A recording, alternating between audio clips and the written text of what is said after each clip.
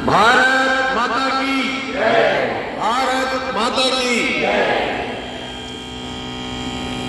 सभी को गणतंत्र दिवस की शुभकामनाएं। 76वां गणतंत्र दिवस है। भारत माता की जय मुझे लगता है साल में 2 बार ही हम बोलते होंगे, 15 अगस्त और 26 जनवरी को। इसीलिए हमारे से बाद में आजाद हुआ जापान जैसा देश भी हमसे आगे बढ़ा। भारत माता को 365 दिन अपने मन में रखेंगे, उसका स्मरण करते रहेंगे तो भारत माता फिर से विश्व गुरु बन जाएगी। जापान हमसे 3 साल बाद आजाद हुआ और हमसे 30 साल आगे। उसका कारण क्या है? एक छोटी सी घटना बताऊंगा मैं।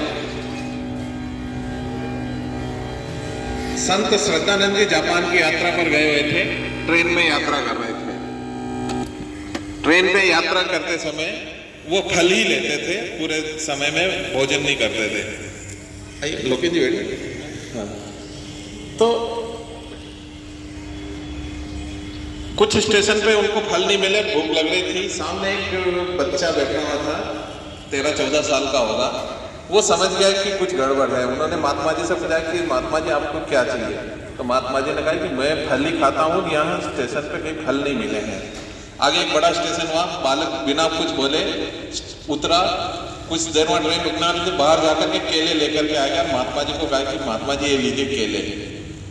तो महात्मा जी पैसे देने लगे तो बोले नहीं मुझे पैसे नहीं चाहिए, पर आप भारत में जाकर के ये मत बोलना कि जापान के स्टेशनों पे केले नहीं मिलते हैं। ये देशभक्ति का जज्बा 13 साल के बालक के अंदर। मेरे देश के प्रति स्वाभिमान, मेरे देश का सम्मान मेरा सम्मान है। हम क्या करते हैं? भारत की व्यवस्थाओं के प्रति, भारत की परंपराओं के प्रति, भारत माता को कोई गाली दे रहा था, हम उसके साथ हम भी उसके लय में लय मिलाने लग जाते हैं। मेरी ये माता है, ये देश है तो मैं हूं। ये भाव जब हम रखेंगे तो हमारा देश ताकतवर बनकर के फिर से दुनिया में 1 नंबर का देश बनेगा। इसीलिए हमें इस भारत माता पर गर्व होना चाहिए। हमें ये भारत माता है, श्रेष्ठ परंपराओं के साथ ऋषि मुनि, पूरी दुनिया में जो परंपराएं नहीं है वो परंपराएं भारत में है। तो ऐसे देशभक्त जब तक देश में नहीं होंगे, जो देश के लिए जिएंगे देश के लिए मरेंगे। हम हमारे हृदय के कोने में कहीं देश है क्या? विचार करें, हर जगह विचार करें। हम पानी भर रहे हैं तब भी विचार करें। मोटर सीधी लगा रहे हैं तो इससे देश का नुकसान है कि फायदा है? कचरा कहीं फेंक रहे हैं तो इससे देश का नुकसान है कि फायदा है? कहीं वन वे में जा रहे हैं, उल्टे जा रहे हैं तो कि मैं कानून तो नहीं तोड़ रहा हूँ, नियम तो नहीं तोड़ रहा हूँ। सबकी ठीक से व्यवस्था बने, इसके लिए कानून बने हैं। उनका हम कितनी जगह कानून तोड़ देते हैं। आज के दिन भारत में कानून लागू हुआ था, पर हम कितनी जगह कानून तोड़ देते हैं। छोटी छोटी चीजें हैं, उससे नहीं लगता है कि हमारा कोई बड़ा नुकसान हो जाएगा, हम कोई बड़ी बचत कर लेंगे। हमारे जीवन में अनुशासन है कि नहीं है? हमारे जीवन में कानून पालन की कितनी महत्वता है? ये चीजें विचार करने का दिन है आज।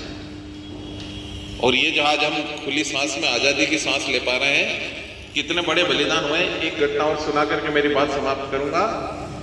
सुभाष चंद्र बोस ने आजाद हिंद फौज की स्थापना करी थी।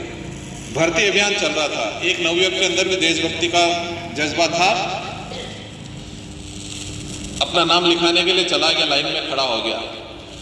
भर्ती करने वाले ऑफिसर ने पूछा परिवार में कौन है?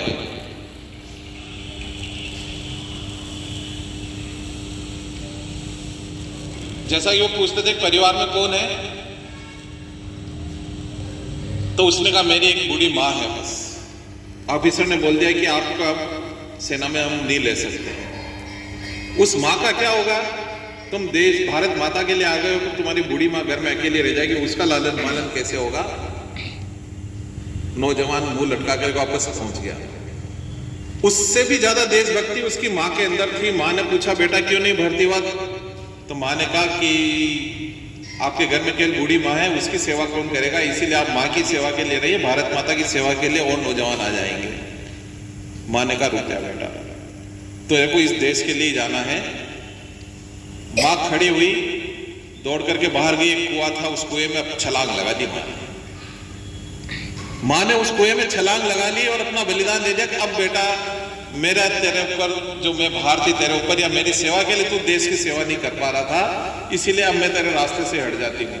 और उस मां ने अपना बलिदान देकर के बेटे को आजाद फौज में भेजा। ऐसे बलिदान हुए तब आज हम खुली सांस ले रहे हैं। और हमारे सामने आजादी की कीमत क्या है? हम उन हुतात्माओं का और उन बलिदानियों के बलिदान का सम्मान करते हैं क्या? मन में देश के प्रति तड़प है क्या? हम तो छोटी छोटी चीजों में समझौते कर लेते हैं। जैसा कि मैंने बताया कि ट्रैफिक सिग्नल में कोई पुलिस वाला नहीं खड़ा, रेड लाइट निकल जाएंगे। अभी देशभक्ति मतलब प्राण देना नहीं है। देशभक्ति मतलब पाकिस्तान सीमा पे जाके लड़ना नहीं है। देशभक्ति मतलब हमारी रोज की जो दिनचर्या है, उस दिनचर्या में देश है कि नहीं। मैं दुकान कर रहा हूं, मैं क्लिनिक चला रहा हूं, मैं ऑटो रिक्शा चला रहा हूं, मैं स्कूल में पढ़ाती हूं, मैं कुछ भी करती हूं, उस समय मैं मेरे कर्तव्य के प्रति सजग हूं कि नहीं हूं। मेरे जुम्मे जो काम है उसको मैं 100% करने की कोशिश करती हूं कि मैं उसमें शॉर्टकट ढूंढ लेता हूं।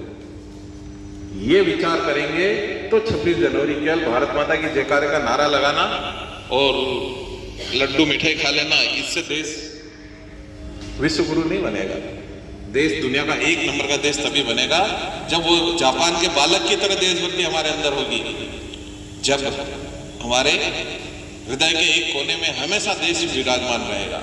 और ये आग अंदर से आना चाहिए। बाहर से रोशनी आती है तो कोने भी अंधेरे रह जाते हैं, पर रोशनी अंदर से प्रज्वलित होती है तो दरारें भी रोशन हो जाती हैं। रोशनी अंदर से आती है तो दरारें भी रोशन हो जाती है। बाहर से रोशनी आएगी तो कोने में भी कहीं अंधेरा रह जाएगा। इसलिए अंदर से हम संकल्प लें, अंदर से हम विचार करें। किसी के कहने पे हम ट्रैफिक सिग्नल का पालन नहीं करेंगे, नहीं, मेरी जिम्मेदारी है। ये अंदर से जब संकल्प होगा तो फिर ये सब व्यवस्थाएं ठीक होगी, भारत फिर से ताकतवर बनेगा। भारत माता की जय। बहुत बहुत धन्यवाद सर, आपने बहुत अच्छी और सकारात्मक बातें कही। निश्चित रूप से सभी की ये बातें लाभप्रद रहेंगी और मुझे भी आपकी बातें बहुत अच्छी लगी। और आगे से अगर कुछ मुझसे भी अगर त्रुटियाँ होंगी तो मैं उसको प्रयास करूँगा। और पुनः आपका बहुत बहुत धन्यवाद सर।